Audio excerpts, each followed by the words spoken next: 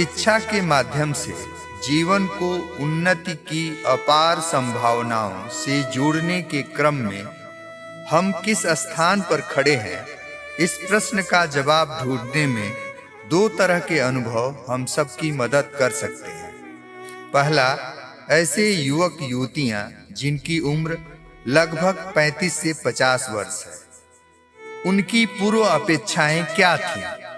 दूसरा, आज की परिस्थिति में वह मुख्य कारण जिसकी वजह से हम अपने अपेक्षित लक्ष्य को प्राप्त कर लिए अथवा प्राप्त नहीं करने के बावजूद भी अपनी अगली पीढ़ी को सिखाने के लिए प्रयासरत है। इन्हीं दोनों अनुभवों को समेटे हुए भारत के 11वें राष्ट्रपति की वह ऐतिहासिक व सामाजिक सोच समझ, जिसमें उन्होंने कहा है कि किसी देश को भ्रष्टाचार मुक्त एवं सुंदर सोच का मस्तिष्क प्रदान करने में मानव समाज के 3 सदस्य जो कुछ अलग कर सकते हैं, वे हैं माता, पिता और अध्यापक। इसी विषय वस्तु को लेकर हम हाजिर हैं ताकि गहनता से हम यह जान सकें और परख सकें कि आखिर टिकाऊ विकास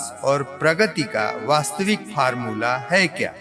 मैं भी आप ही की जैसा सोचती थी, लेकिन जिस दिन स्कूल में मैंने बच्चे को एक अध्यापक द्वारा सिखाने के तरीकों को देखा, तब मैं आश्चर्य में पड़ गई। मेरा बच्चा बार बार गलतियां कर रहा था और अध्यापक शालीनता के साथ उसे बार बार सिखाने की कोशिश कर रहे थे। तब मुझे यह बात पता चली, सीखने सिखाने की ऐसी कोशिश तो हमारे बच्चों के साथ आम है, पर हम कहाँ हैं?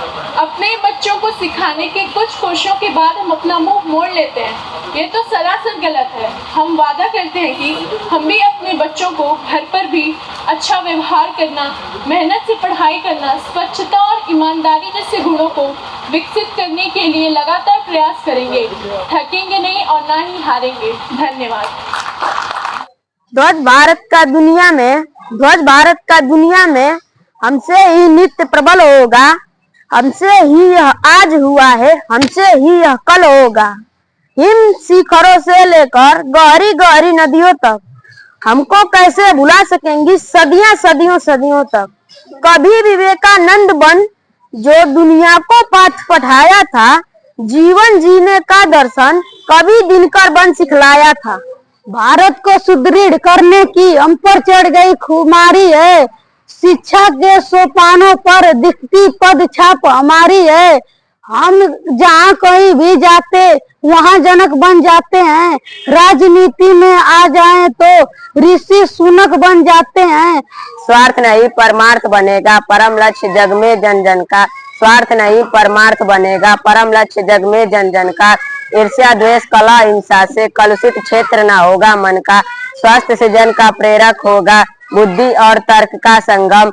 बुद्धि हृदय मिलकर छेड़ेंगे वाणी की सुंदरतम सरगम। निखरेगा हर एक कला में रूप नए इंसान का।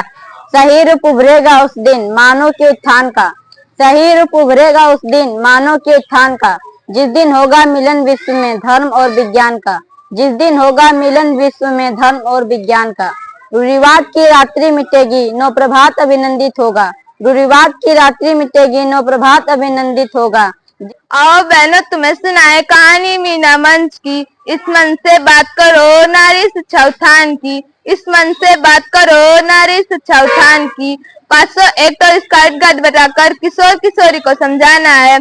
चाइल्ड हेल्पलाइन नंबर 1098 को बताना है। चाइल्ड हेल्पलाइन नंबर 1098 को बताना है। आओ बहनों तुम्हें सुनाए कहानी मीना मंच की। आओ बहनों तुम्हें सुनाए कहानी मीना मंच की।